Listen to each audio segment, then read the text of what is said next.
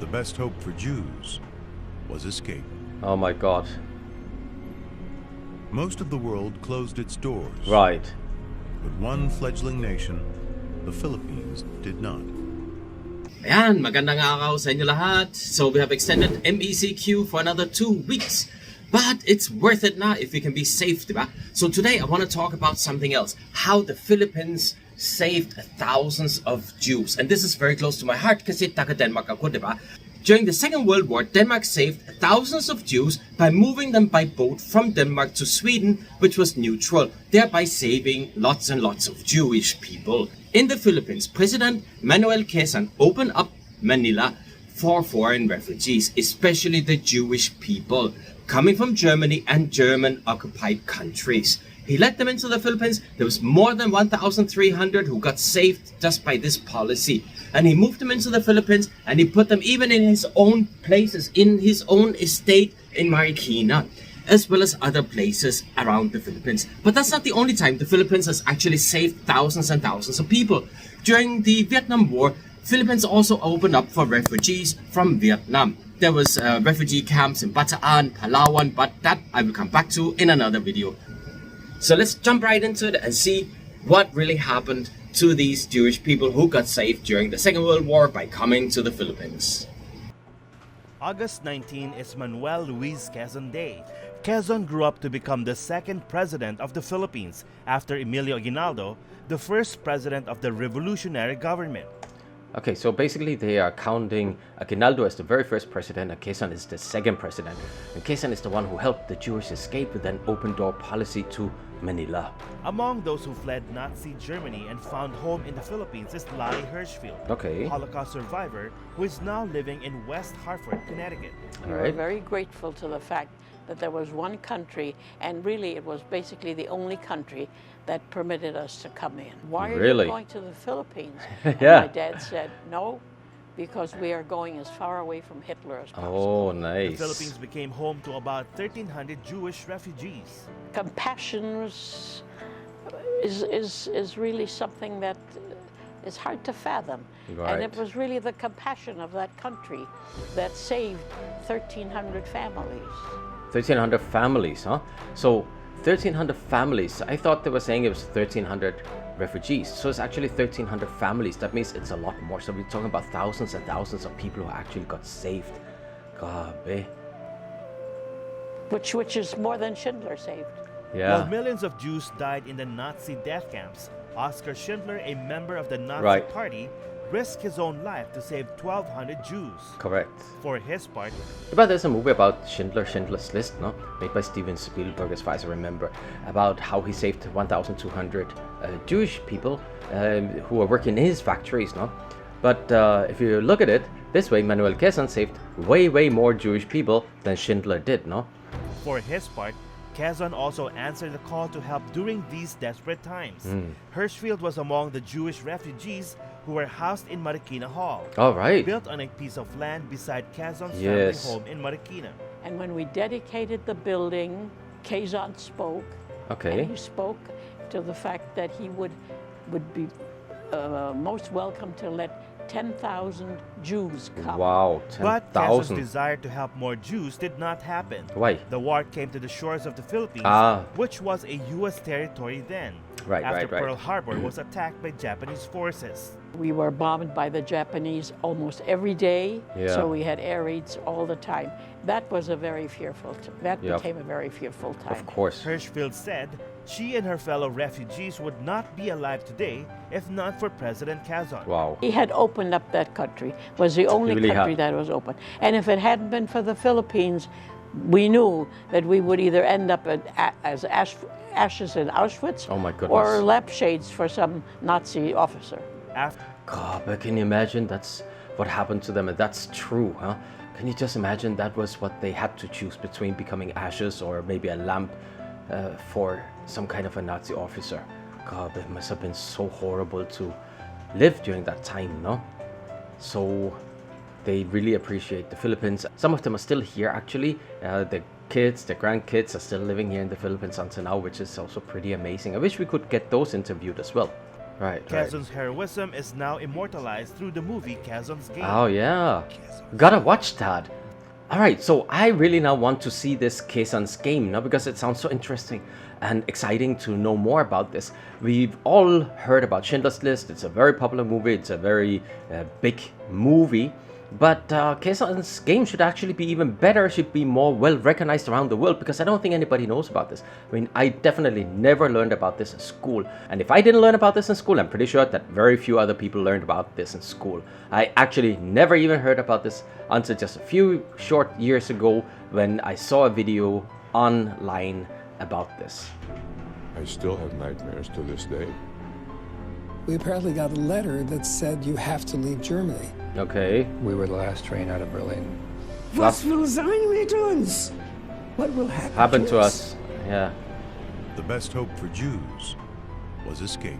Oh my God. Most of the world closed its doors. Right.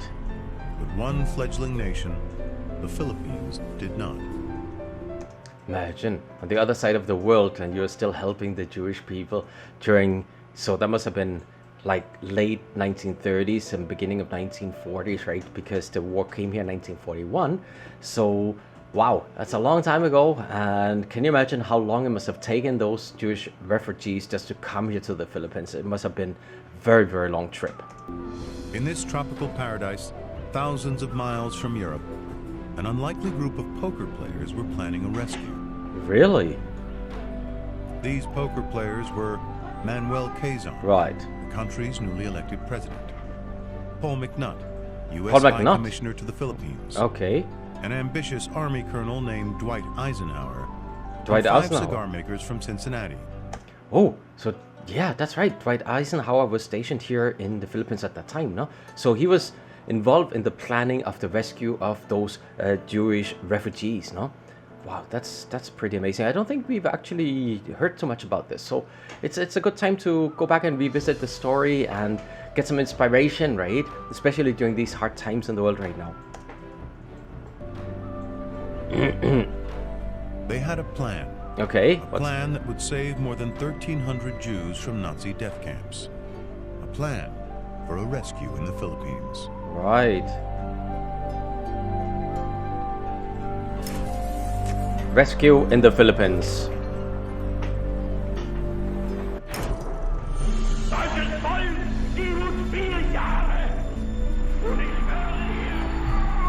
Beginning in 1933, Adolf Hitler and his Nazi thugs steadily transformed first Germany and then much of Europe Right. into a living nightmare for Jews. Yes.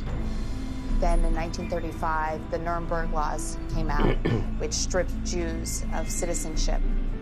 All of their rights were slowly being stripped away. Jews were no longer Germans, Right. even if they had fought and bled for their country in previous wars. My dad took all his medals, which had been framed, and took them outside and threw them into the fire. Jewish homes were invaded. Grabe. I was in the crib still, Grabe talaga, no? and the SS came. I guess I was taking a nap. I woke up, and my eye level was their boots, these Oh. shiny, shiny boots. I remember screaming my head off. Nazi propaganda presented Jews as traitors, Hey, my Killers. goodness. monsters. That must have been so horrible. Can you just Kids imagine that? came and threw stones at me and called me dirty Jew. And worst of all, their loved ones could be taken at any moment. Grabe. Nazis came in, knocked on the door, took my father out, and put him in the Dachau. Dachau, that's one of the concentration camps. The violence peaked in November 1938 with a highly organized orgy of destruction and terror.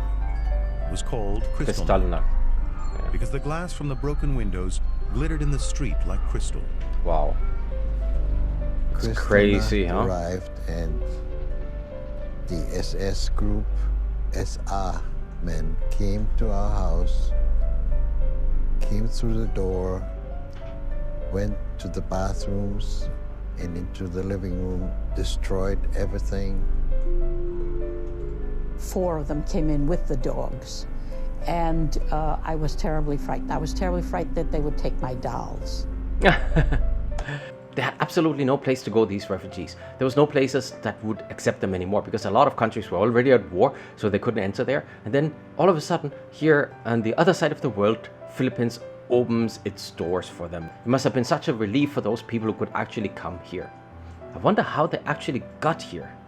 That night, my grandmother and I were all by ourselves. Oh my God. And must have been suddenly scary. stones crashed through our windows. Then I knew that they were after us. Right. We were hunted. Yeah. When Kristallnacht was over, more than 100 synagogues had burned. Whoa. Thousands of Jewish businesses were destroyed. And tens of thousands of Jews were forced into concentration camps. Just imagine that, guys. All in How the passage horrible. of just one night. One night, huh? Diplomats held meetings, made speeches and passed resolutions. But little, if anything, was done.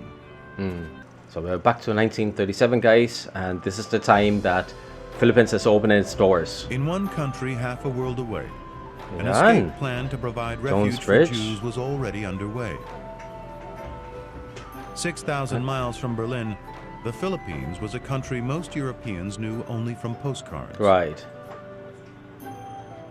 Much like the movie Wow. Casablanca, people lived by their own rules. Motor cars shared the roads with horse-drawn caramatas. Kamatas. Coca-Cola coexisted with carabaos. And at Nice. the legendary Manila And Hotel, the elite could sit and share a Wow. drink in air-conditioned comfort. Of course, why not? For centuries, Manila had welcomed refugees. Right. From all over the world. A fantastic mix of different peoples. Yes. Czechs, Poles, Latvians, Really? Lebanese, Middle East, people from the Middle East, Indians. It was a mixture. And I think that was one thing It's that a made melting Manila pot. such a cosmopolitan center. Right. Because all these people coming and going, trading, staying, mixing, intermarrying. The Philippines was once a U.S. colony. Right. But in 1935, President Franklin Roosevelt signed a law making it a semi-independent commonwealth, Right. promising complete independence in 10 years. I congratulate you. Ayan. Mr. President, I want to express to you the thanks. President Manuel Quezon was determined his country would take its place among the great nations of the world. Manuel Luis Quezon was a complex person who made a deep and lasting impression on his country. Born poor, he moved into the Really? world of wealth and power with easy bravado. Okay. So he was born poor. I had no idea. I thought he was at least from like a middle-class family or something, because I know they have a residence out at the Marikina estate. So I did think that he was from a middle-class family. But okay, well, let's go on. He had the total assurance, self-assurance, that he was the equal of anyone he faced. Oh, that's great. There's a Oh, Filipino concept but that's the grandson. we call the colonial mentality, this idea that you're inferior, that you're never quite as good. He never had that problem. Nice. He was a snappy dresser, you know, but he loved to dance and he loved to party too. He does look One like a writer said, mestizo, no? He is full of nerve and nerves. He's one of the world's best ballroom dancers, also one of the world's supplest and hardest boiled politicians. He loves cards and alcohol, and he loves his country. Nice. Manuel Quezon also loved the underdog. A man like Quezon, who himself had been a prisoner, Right. who had gotten malaria in the field, would have known what it's like to be on the run, to have no options. A man working for the freedom of his country would certainly know what it's like when someone comes knocking at your door and says, Yeah. we want to be free. Wow. So you have to admit that Manuel Quezon was not just a president. He was a very, very special person. First of all, he had already been fighting for his country before, and now here he is becoming a president. And not only that, he really knows what everything is about because he's been there. So of course, when the Jewish came asking for help, of course, he stood up to the task and wanted to help them out. And I think that was great. That is a real leader. That's a real statesman. And I just hope and wish that we could see this again in our leaders during these hard times we have today. I have been compelled to contrast our peace Keep America While open. thousands marched in the United States to protest the horrors of Kristallnacht. Right. In the Philippines, Manuel Quezon had already gone beyond protest to action. Actually did something Proclaiming here. that barring refugees was simply not right. Correct. Other countries perhaps did not think it that important. I don't presume to That's say. the daughter. But I know that Dad had the moral courage to do it. Right. Because he believed in the sanctity of human life. Nice. And the right of people to live life as they believe they should. Yeah. In 1937, a year before Kristallnacht, Japan's brutal conquest of China had reached the city of Shanghai, where refugees had already found shelter. European citizens were in danger, so the German government had sent an ocean liner to evacuate people from the battered city. The Nazis in Shanghai also evacuated any Jewish refugees who felt in danger. The situation led to German Jews and German citizens being brought down to Manila. When the Jewish refugees reached Manila, they were greeted by Philip Frieder, who in a matter of hours had raised thousands of dollars for their support. Wow. So during the battle in Shanghai with the Japanese attacking China, of course, the Germans actually evacuated a lot of foreigners, including Germans, of course, and including German Jewish refugees. But they were shipped down to Manila, which was very lucky for them because Philip Frieder, who lived here with his brother, they actually raised money to relocate and to house the Jewish refugees right here in Manila. So basically, these were the first Jewish refugees to arrive in the Philippines. Ironically, it was a German consul who suggested to Frieder that it might be a good idea if he took care of the Jewish passengers. Nice. There were only a handful of Jewish families who could afford to contribute to a refugee fund. Of course. The Frieder brothers took on the task anyway. Number one, they were able to. They were in a position where they could talk to the right people. Okay. Number two, they saw what was happening, and they knew that somebody had to do something. So they did. Nice. Nice. So I'm just wondering this. There you go. So I'm just wondering the Frieder brothers, what happened to them? Are they still here? This is the daughter of Philip Frieder. In the meantime, his brothers back in Cincinnati contacted major refugee organizations for desperately needed funds. Okay. The Frieder brothers worked as a unit while there's a lot of them. Alex was in the Philippines. My grandfather, Morris Frieder, was in Washington, and Philip was involved in all pieces. Athlete, scholar, movie star, they all appreciate a fine cigar. Rich aroma, smokeless. Hungarian immigrant Samuel Frieder began an empire by selling cigars out of his New York City home before World War I. Okay, so that's where it started. Eventually, all 5 of his sons, Philip, Henry, Alex, Morris, and Herbert, were in the business. Cigars were big. Yeah.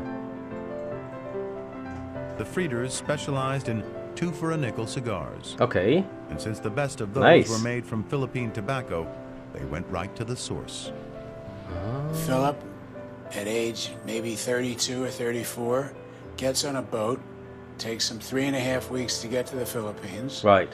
And the rest is history, because when he's there, he meets all the growers and the manufacturers. Okay. And they start buying cigars. All right. From them directly. Really? And then they figure out that it'd probably be more advantageous to them if they could do the manufacturing. Correct. I think when they first got to the Philippines, there were, I don't know how many Americans were there. I don't think there were 30 Jewish families there. Yeah, very few. In less than 20 years, S. Frieder and Sons had become one of the biggest exporters of Philippine cigars.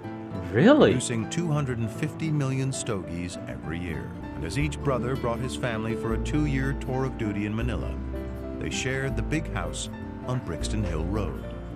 Brixton Hill Road. We had a nice yard, beautiful trees and orchids around the perimeter. swimming pool, tennis Wow. court. Nice. We belonged to a lot of clubs. It was a very gracious life.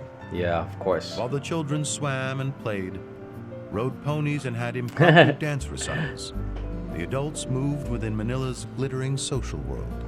The Frieders had developed a close relationship with President Quezon over the years. Okay. They met when Quezon was in the Philippine Senate, and they were young men building a business. The relationship deepened as the cigar business grew, and Quezon rose through the political ranks. The card games were held in many places, on the presidential yacht. My father played poker with him on his yacht just outside Malacanang Palace, where his yacht was moored on the Pasig River. Wow. In the air-conditioned lobby of the Manila Hotel. The Manila Hotel was the tops. It was a major center of social activity. At the home of Greek-American private investigator Angel Zervoulakos. Okay. This kind of poker where the Frieder brothers come to, they come out looking like they've smoked a lot of cigars. They sure smell like it, though. I do believe that my dad had a part in this, that helping the Frieder brothers, and he knew what they were doing. These high-stake games also took place in the cooling breeze of the Frieders' back porch. We could hear what was going on the porch all the time. We could hear when someone brought food out to them or drinks out to them, but they were playing poker out there. It was at these games that the Friends developed a plan to build upon the success of the Shanghai rescue. It was a cause close to all of them. McNutt called Jewish refugees helpless and persecuted wanderers with no place to lay their heads. Eisenhower wrote in his diary, "Hitler's record with the Jews is as black as that of any barbarian of the Dark Ages." To Quezon, it was not a question of whether his country would help, but why other nations did not. Yes, that's For right. the Frieders, it simply needed to be done. Right. They felt, because they were one of the 50 American Jewish families there, that was the role everybody had to play if you're lucky enough to be in the Philippines. Try and get as many out as you could. Right. The goal was to bring thousands of European Jews to the Philippines. But even with the legal authority to approve visas, Paul McNutt knew he needed to be holding a pair of pocket aces to deal with an unsympathetic State Department. Oh, yeah, right. One was support from President Quezon. Of course. Quezon had dealt with waves of immigrants before, and he was acutely aware of the voices of anti-Semitism in his own country. Oh, really? Quezon stood strong. Even with Quezon's support, McNutt knew their plan could still be torpedoed because of the requirement that no immigrant could become a public charge. In other words, oh, I no see. money, no job, Yes. no visa. Right. President Quezon had stipulated that he didn't want anybody that would be a burden on the economy. Right. And so the Jewish community had to Provide for them. promise that they would take care of them. Oh, that's great. Which they did. That's good. And that was McNutt's second ace, the Frieders. Quezon and McNutt turned to the Frieder brothers to work out a system so that only Jewish immigrants with the skills and resources to support themselves would be sent visas. Okay. And if the refugees did arrive penniless, the Jewish community would still take care of them. Right. Well, that's good. And so it began. The Jewish community prepared a list of occupations where they thought a refugee could get a job in the Philippines. A list that could mean life or death for a European Jew. So basically, a requirement for Jewish refugees to come to the Philippines was to have a job or a skill. So if they had a skill, get a job here, they were welcome, because they did not want the refugees to become a burden on society, which is actually quite okay in a way, no? Well, the problem was there were so many refugees, so how do you choose who they will let in, right? Because, I mean, they couldn't just let hundreds of thousands come in. That would completely destroy the country as well. So you can understand why they did this selection, no? Whoa, guys, so the Philippines really helped a lot of refugees during the Second World War. But that's not the only time the Philippines has done this. We've helped the Vietnamese during the American-Vietnam War, And then, of course, we got a lot of refugees from Syria and other places in the Middle East who are coming here. I think we got a famous YouTuber who was actually a refugee from Syria, I think. So guys, what do you think about the way that the Philippines helped the refugees during the Second World War? And do you think the way we are helping refugees today is still as good as it was at that time, or should we help in a different way today? Just leave me a comment below and tell me what you think about the way the Philippines help refugees right now and during the Second World War. Guys, don't forget to subscribe, huh? If you like the video, give it a thumbs up, and don't forget, the most important thing is to hit that bell button so that you will be notified whenever there are new videos online for you. Alright, so I'll see you next time. Thank you so much for watching, guys. Bye-bye. Thank you so much for watching, and don't forget to click that subscribe button and of course the bell button so you'll be notified when we have new videos for you.